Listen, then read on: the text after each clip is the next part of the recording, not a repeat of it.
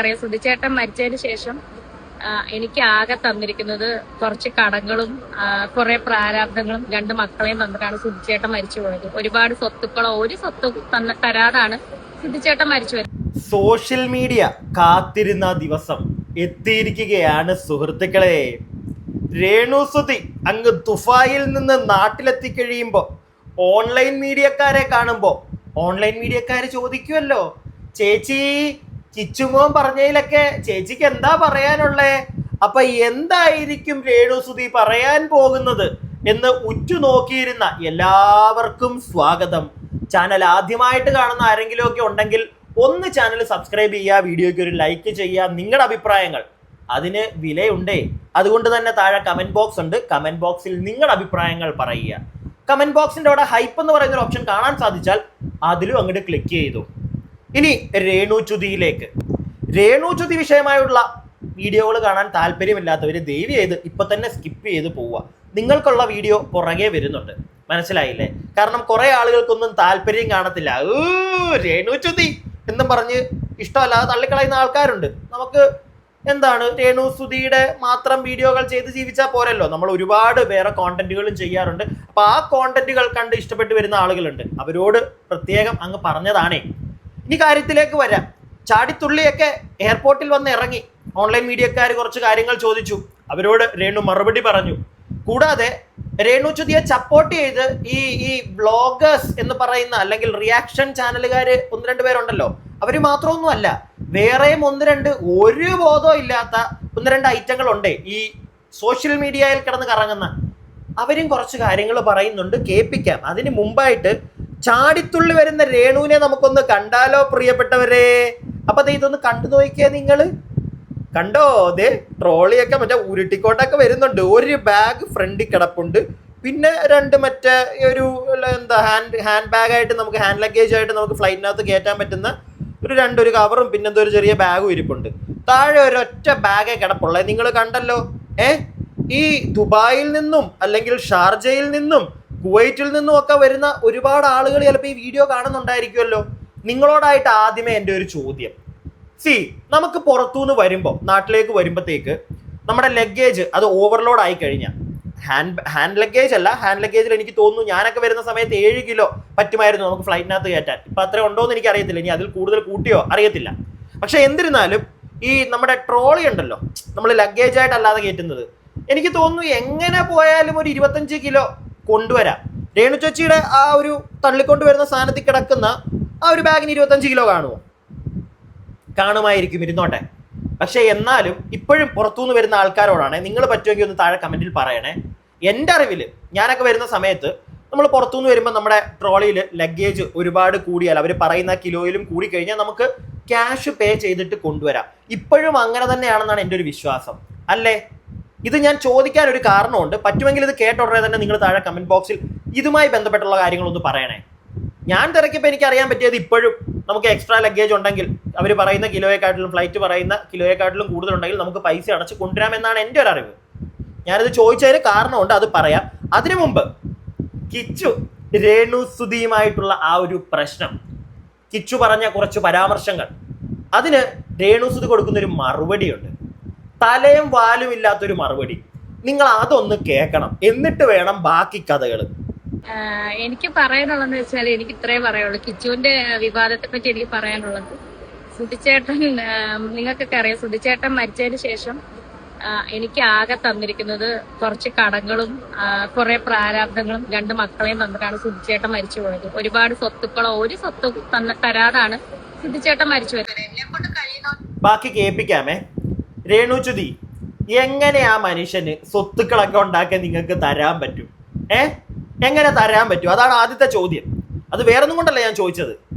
നിങ്ങളെ നോക്കണം, 2 മക്കളെ നോക്കണം, നിങ്ങളുടെ അച്ഛനെയും അമ്മയും നോക്കണം, ചേച്ചിയെയും ഭർത്താവിനെയും പിള്ളേരെയും നോക്കണം. എങ്ങനെ ആ മനുഷ്യൻ നിങ്ങൾക്ക് സ്വത്തുണ്ടാക്കി തരും? ഇത് ഞാൻ പറഞ്ഞതല്ല, കിച്ചു തന്നെ പറഞ്ഞതാ. കൊറോണ സമയത്ത് പോലും ആ മനുഷ്യൻ കടം മേടിച്ച് മുടിഞ്ഞു. എന്തിന് കടം മേടിച്ചു? സ്വന്തം ഭാര്യയ്ക്കും മക്കൾക്കും വേണ്ടി മാത്രമല്ല, ഭാര്യയുടെ അച്ഛൻ, അമ്മ, ചേച്ചി, ഭർത്താവ്. കഷ്ടം.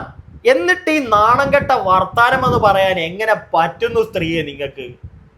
എങ്ങനെ പറ്റുന്നു?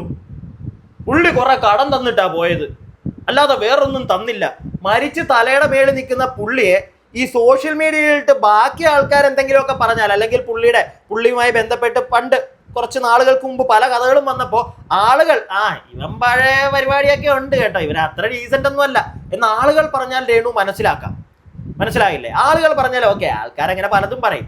പക്ഷേ ആ മനുഷ്യനെ പറ്റി നിങ്ങൾ തന്നെ വന്ന് ഈ അപരാധം ഇന്ന് അപരാധിക്കുമ്പോൾ അങ്ങനെ തന്നെ ഞാൻ പറയും. സോറി, ചില ആളുകൾക്ക് ചിലപ്പോൾ ഇങ്ങനെയുള്ള വാക്കുകൾ ഇഷ്ടമല്ല, അവരോടാണ് ക്ഷമ ചോദിക്കുന്നത്. പറയാതിരിക്കാൻ പറ്റുന്നില്ല. ഈ സ്ത്രീ തന്നെ അയാൾ മരിച്ചപ്പോൾ ഒരു ഗണയും തന്നില്ല, അയാൾ കുറെ കടവും കടബാധ്യതയും ഒക്കെ തന്നിട്ടാ പോയത് എന്നുള്ള വർത്താനം എങ്ങനെ നിങ്ങൾക്ക് പറയാൻ കഴിയുന്നു രേണു? എങ്ങനെ പറ്റുന്നു രേഷ്മ പി തങ്കച്ച? സുധി എന്ന ഒരു പേര്, ആ ഒരു പേര് കൊണ്ട് മാത്രം എന്തെങ്കിലും ആയ ഒരാളാണ് നീ. നീ ഈ ഡാഡിയില്ലാത്ത വർത്താനം പറയുന്നത് തെമ്മാടിത്തരം എന്ന് തന്നെ ഞാൻ പറയും. നിങ്ങൾക്കൊന്നും പറയാനില്ലേ പ്രിയപ്പെട്ടവരെ? ഇവൾ ഈ പറഞ്ഞതിന് നിങ്ങൾക്ക് ആർക്കും ഒന്നും പറയാൻ, നിങ്ങൾക്ക് ആർക്കും തോന്നുന്നില്ലേ? എനിക്കിത് കേട്ടുടനെ അങ്ങനെയാ തോന്നിയത്. ഇവൾ ഈ ജീവിക്കുന്നത് മൊത്തം അയാളുടെ പേരും വെച്ചാ, എന്നിട്ട് അയാൾ ഒരു തേഴയും തന്നില്ല. ആ പേര് തന്നെ മതി രേഷ്മ പി തങ്കച്ച നിങ്ങൾക്ക്. അതുകൊണ്ടാണ് നിങ്ങൾ ജീവിച്ചുകൊണ്ടിരിക്കുന്നത്. എന്നിട്ട് ഇപ്പോഴും വന്ന് അയാളെ കുറ്റം പറയുന്നു. ഒരാള് കാരണം എന്തെങ്കിലുമൊക്കെ നിങ്ങൾ ഉണ്ടാക്കിയിട്ടുണ്ടെങ്കിൽ പിന്നെ അയാൾക്കെതിരെ, അല്ലെങ്കിൽ അയാൾ ഒന്നും തന്നില്ലേ എന്നും പറഞ്ഞ് ഈ കരയുന്നത് ശുദ്ധ തെമ്മാടിത്തരമെന്നേ എനിക്ക് പറയാൻ പറ്റുള്ളൂ. നമുക്ക് ബാക്കി ഇനിയും കേൾക്കാം. എന്നെ കൊണ്ട് കഴിയുന്ന പോലെ രണ്ട് മക്കളെ നന്നായിട്ട് ഞാൻ നല്ല നിലയിൽ നോക്കിയിട്ടുണ്ട്.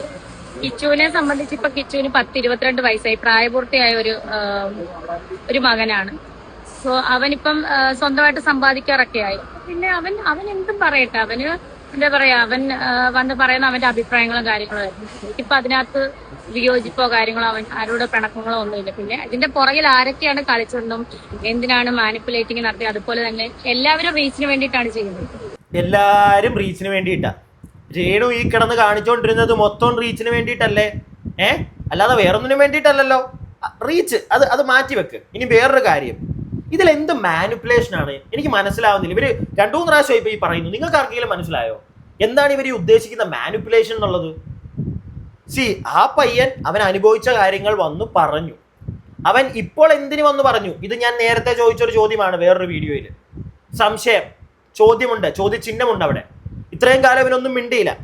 രേണുവിന് വേണമെങ്കിൽ പറയാം റീച്ച്, എല്ലാവരും റീച്ചിനെന്ന് പറഞ്ഞത് വേണമെങ്കിൽ കിച്ചുവിനെയും അവനും ഇപ്പൊ ഈ കാണിച്ചത് റീച്ചിനാണെന്ന് വേണമെങ്കിൽ രേണുവിന് പറയാം. പറഞ്ഞു.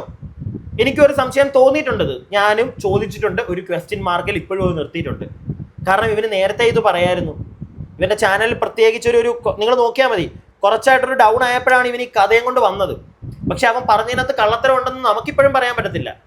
രേണുവും ഒരിക്കലും കള്ളം, ഇവന്റെ ഇപ്പോഴും പറയുന്നത് മറ്റേ 5 സ്റ്റാർ ഹോട്ടലിന്റെ കേസ് മാത്രമേ ഉള്ളൂ. എന്നാൽ കൊറോണ സമയത്ത് അച്ഛൻ കടം മേടിച്ച് മുടിഞ്ഞത് മൊത്തം ഈ കുടുംബത്തിന് വേണ്ടിയിട്ടാണ്. ചേച്ചിയുടെ ഭർത്താവിന് വരെ അയാൾ പോലും തിന്നിട്ടുണ്ട്. അയാൾ ഈ സുധി എന്ന് പറയുന്ന വ്യക്തി കടം മേടിച്ചോണ്ട് വന്നതിനകത്തുനിന്ന് എന്ന് പറഞ്ഞിട്ടുണ്ട് കിച്ചു. അതിനെതിരെ ഒരക്ഷരം മിണ്ടാൻ രേണു തയ്യാറായിട്ടില്ല ഈ നിമിഷം വരെ. ഞാൻ ഈ വീഡിയോ ചെയ്യുന്നോളം വരെ ഞാൻ കണ്ടില്ല. ഞാൻ ഇന്ന് രാവിലെ എണീറ്റപ്പോഴത്തേക്ക് ഈ രേണു വന്നിറങ്ങി ഓൺലൈൻ മീഡിയ 1-2 ചാനലിൽ ചെന്ന് വീഡിയോ ഒക്കെ എടുക്കുന്നത് കണ്ടു. കുറച്ച് വീഡിയോസ് കണ്ടു. അതിലെങ്ങും ഈ കാര്യത്തെ പറ്റി മിണ്ടുന്നേ ഇല്ല. വൈ? അതാണ് എൻ്റെ ചോദ്യം. എന്തുകൊണ്ട് രേണു അത് മാത്രം മിണ്ടുന്നില്ല? കാരണം അതിന് മറുപടിയില്ല. ഇനി വേറൊരു കാര്യം പറയുന്നുണ്ട് രേണു. ഈ ഒരു കാര്യം കേട്ടപ്പോഴാണ് ഞാൻ നിങ്ങളോട്, ഇത് കേട്ടതുകൊണ്ടാണ് തുടക്കത്തിലെ ഞാൻ നിങ്ങളോട് ഈ പുറത്തുനിന്ന് വരുന്ന ആളുകൾ ഒന്ന് മറുപടി പറയണേന്ന് പറഞ്ഞത്. നിങ്ങളൊന്ന് കേട്ട് നോക്ക്. പൈസ അടച്ചാൽ അത് കൊണ്ടുവരാൻ പറ്റുമായിരുന്നില്ല? പറ്റത്തില്ല അല്ലേ? നമ്മുടെ ട്രോളി ബാഗ് 2 അല്ല 1 പറ്റത്തുള്ളൂ. ഇത് ഹാൻഡ് ബാഗിൽ കൊണ്ടുവരാൻ പറഞ്ഞു. അതായത് നമ്മുടെ ഫ്ലൈറ്റിനകത്ത് കയറ്റാൻ പറഞ്ഞു. നമ്മൾ കൊണ്ടുവന്ന് വിട്ടപ്പം ഇത് സൈസ് കൂടുതലായിട്ട് അവർ പറഞ്ഞ് പറ്റില്ല. അപ്പൊ ഇത് കളയാൻ പറഞ്ഞു. എനിക്ക് ഇത് കളയാൻ മനസ്സ് വരുന്നില്ല. ടീച്ചറുടെ ഭാര്യയായിട്ട് ഇങ്ങനെ വലിയത് കുറെ സാധനങ്ങൾ എടുത്ത് കളഞ്ഞിട്ട് ഇത് മാത്രം കൊടുക്കും. കവറിനകത്ത് കുറച്ച് സാധനം എടുത്തു. ഈ കവറിനകത്തെ സാധനവും ആ ചെറിയ ബാഗും ഒക്കെ ഫ്ലൈറ്റിൽ കയറ്റാം. അത് ഏത് പോകുന്നുള്ളവരും മനസ്സിലാവും. നമ്മളൊക്കെ വരുമ്പോഴത്തേക്ക് 2 വലിയ ബാഗൊക്കെ കൊണ്ടുവന്നിട്ടുണ്ടേ. സത്യമായിട്ടും ഇതിനെക്കാട്ടിലും രേണുവിന്റെ ആ കിടക്കുന്ന ബാഗിനെക്കാട്ടിലും വലിയ ബാഗിലൊക്കെയാണ് ഞാൻ ഇവിടുന്ന് അങ്ങോട്ട് പോയപ്പോൾ തന്നെ സാധനം കൊണ്ടുപോയത്. അങ്ങോട്ട് പോയപ്പോൾ, ഇങ്ങോട്ട് വന്നപ്പോഴല്ല, അങ്ങോട്ട് പോയപ്പോൾ. ഈ പുറത്തൊക്കെ പോകുന്നവർക്കറിയാം, അവിടുന്ന് ഇങ്ങോട്ട് വരുമ്പോഴുള്ള ചില ആളുകൾക്ക് ലഗേജിനെക്കാട്ടിലും ചിലവർ മറ്റേ ഈ TV അത് ഇതൊക്കെ മേടിച്ചുകൊണ്ട് വരും. അതൊക്കെ പണ്ടായിരുന്നു. ഇപ്പം അങ്ങനൊന്നും ഇല്ല. ഇപ്പം ഇവിടുന്ന് അങ്ങോട്ട് പോകുമ്പോഴാണ് കൂടുതലും ലഗേജ് അങ്ങോട്ട് നല്ല കിലോ വരുന്നത്. പക്ഷെ അപ്പോഴും നമ്മളോടൊന്നും കയറ്റാൻ പറ്റത്തില്ല, ഇറക്കിക്കൊണ്ട് പോകുന്നൊന്നും പറഞ്ഞിട്ടില്ല. ഇവിടെ ഇത് എന്തൊക്കെയാണ്, ഇത് വേറെയും കുറെ വീഡിയോകളുണ്ട്, അതിനകത്ത് പറയുന്നുണ്ട് അത് കിച്ചു എന്താണെന്നാലും സുധിച്ചേട്ടന്റെ ബാഗായിരുന്നു, അതുകൊണ്ട് എനിക്കത് കളയാൻ തോന്നിയില്ല. എന്തിനാ ഇപ്പോഴും ആ മനുഷ്യന്റെ പേരും കൊണ്ടാണ് ജീവിക്കുന്നത്. എന്നിട്ടാണ് കുറച്ചു മുമ്പ് പറഞ്ഞത് അയാൾ മേളിലോട്ട് പോയപ്പോൾ ഒന്നും തന്നില്ലെന്ന്. അയാളുടെ പേര് കൊണ്ട് ഇന്നും ജീവിക്കുന്ന ഒരു വ്യക്തിയാണ് ഈ വർത്താനം പറയുന്നത്, അയാളൊന്നും തന്നില്ലെന്ന്. കഷ്ടം. നിങ്ങൾക്കാർക്കും ഒരു കഷ്ടം തോന്നുന്നില്ലേ പ്രിയപ്പെട്ടവരെ? ആ മനുഷ്യനെ ഓർത്തിട്ട്, എനിക്ക് അയാളെ ഓർത്തിട്ടാണ് കഷ്ടം തോന്നുന്നത്. എന്തിനു വേണ്ടി ഇതിനൊക്കെ ഓരോ ചെയ്തു കൊടുത്തു, ഇതിന്റെ കുടുംബത്തിന് വേണ്ടി എന്നുള്ളൊരു ചോദ്യം എൻ്റെ മനസ്സിലുണ്ട്. ചെയ്യരുതായിരുന്നു, അല്ല 8ന്റെ പണിയും കൊടുത്തിട്ട് അങ്ങ് പോകണമായിരുന്നു. ഇനി വേറൊരു ഐറ്റം വന്നിട്ട് ഈ രേണുവുമായി ബന്ധപ്പെട്ടൊരു കാര്യം പറയുന്നുണ്ട്. നിങ്ങൾക്ക് അറിയാം ഈ ഐറ്റത്തിന്, എനിക്ക് ഇതിന്റെ പേര് പറയാൻ താല്പര്യമില്ല, കാണുമ്പോൾ നിങ്ങൾക്ക് മനസ്സിലാവും. പറയുന്നതൊന്ന് കേട്ടോ നിങ്ങൾ. അവരെ ഭർത്താക്കന്മാരെ വെച്ചോണ്ടിരുന്നിട്ടാണ് അവൾ ഈ സംസാരിക്കുന്നത്. പിന്നെ അതൊക്കെ പോട്ടെ, അതെല്ലാം വേറൊരു കാര്യം. ഈ രേണുവിന് വീട് കൊടുക്കാണ്ടെങ്കിൽ അവിടെ ഋതപ്പം കയറി, കിച്ചു കയറി, അല്ലെങ്കിൽ അവരുടെ വീട്ടുകാർ കയറി, ഇവൾക്ക് എന്താണ് പ്രശ്നം എന്നാണ് ഞാൻ ചോദിക്കുന്നത്. ഈ പറഞ്ഞ ആൾക്ക് എന്താണ് പ്രശ്നം? ഞാനിപ്പോഴാണ് അറിയുന്നത് ആ പെൺകുട്ടിക്ക് ഒരു കാലിന് സ്വാധീനമില്ലാന്ന്. ഒന്ന് മനസ്സിലാക്കി വെക്കുക. ഒരു കൈയില്ലാത്ത ആള് വേറെ 2 കൈയില്ലാത്ത ആൾക്കാരെ കുറ്റം പറയുന്ന പോലെ ആയി പോയില്ലേ? എന്തിനാണ് പച്ചമാംസം ഇങ്ങനെ കഴിക്കുന്നത്? എന്നെ പറ്റി വളരെ മോശമായിട്ട് പറഞ്ഞിട്ടുണ്ട്. അതിനുള്ള മറുപടി ഞാൻ എന്റെ ഇൻസ്റ്റാഗ്രാമിൽ, എന്റെ യൂട്യൂബിലൂടെ കൊടുക്കുന്നുണ്ട്. ഞാൻ ഒന്ന് വെയിറ്റ് ചെയ്യാണ്. ഇവൾക്ക് പല പോലീസ് കേസും ഉണ്ട്, എന്നിട്ട് ഇവിടെ ഒളിച്ചിരുന്നാണ് വീഡിയോ ചെയ്തത്. ആ നീയുള്ള സ്ഥലം എവിടെയാന്ന് പറ, എന്നിട്ട് ബാക്കി നമുക്ക് സംസാരിക്കാം. എന്തിനാ ഈ വെയിറ്റ് ചെയ്യുന്ന മറുപടി കൊടുക്കാൻ? ഒരാൾ നിങ്ങൾക്കെതിരെ എന്തെങ്കിലും പരാമർശങ്ങൾ പറഞ്ഞിട്ടുണ്ടെങ്കിൽ, പരാമർശം നടത്തിയിട്ടുണ്ടെങ്കിൽ, വിമർശനങ്ങൾ നടത്തിയിട്ടുണ്ടെങ്കിൽ അധികം നേരമൊന്നും വേണ്ട ചേച്ചി, ഒരു ഫോൺ എടുത്തിട്ട് നേരെ ഇരുന്ന് സംസാരിക്കാനായിട്ട്. മനസ്സിലായില്ലേ? പ്രത്യേകിച്ച് നിങ്ങൾക്കെതിരെ വേറെ ഏതെങ്കിലും ഒരാളുടെ വിഷയത്തിലാണെങ്കിൽ നമുക്ക് കുറച്ച് പ്രിപ്പയർ ചെയ്തിട്ട് വേണം സംസാരിക്കാൻ. പക്ഷെ ഇവിടെ അതിന്റെ ആവശ്യമില്ല. നിങ്ങളെ പറ്റി പറയുമ്പോൾ നിങ്ങൾക്ക് ഇരുന്ന് പറയാനായിട്ട് എന്തിനാ ഇത്രയും ബുദ്ധിമുട്ട്, ഇത്ര സമയം എടുക്കുന്നത്? തപ്പി വരണോ? പോയിന്റ്സ് ഒക്കെ പറഞ്ഞ് മറ്റേ എഴുതി വെച്ച് കാണാതെ പഠിച്ചു പറയണോ? അല്ല അതാണോ? പറഞ്ഞത് ആരെ പറ്റിയാണ് നിങ്ങൾക്ക് അറിയാമല്ലോ. രേണുവിനെ മറ്റേ ഷെഫീന ബീവി എന്ന് പറയുന്ന ആ വ്യക്തി എന്തൊക്കെയോ പറയുന്നുണ്ട്, ഞാൻ കാണുന്നില്ല, എനിക്കത് താല്പര്യമില്ല, എനിക്ക് അവരെ പറ്റി അറിയുകയില്ല. പേഴ്സണലി നമുക്ക് ആരുമായിട്ടും ഒരു ബന്ധവും വേണ്ട.